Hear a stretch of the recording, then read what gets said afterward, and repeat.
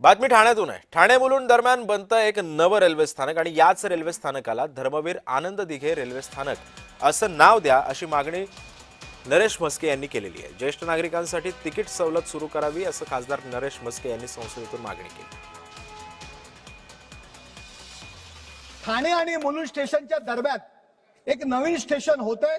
माननीय आमचे गटनेते श्रीकांतजी शिंदे आणि आम्ही रेल्वे मंत्री अश्विनीजी वैष्णव यांच्याकडे 250 करोड रुपयाचा निधी उपलब्ध करून देण्याची मागणी केली होती आणि अश्विनी वैष्णव यांचं खास करून मी अभिनंदन करतो आणि ठाणेकरांच्या वतीने आभार मानतो की 250 करोड त्यांनी मंजूर केलेले आहेत।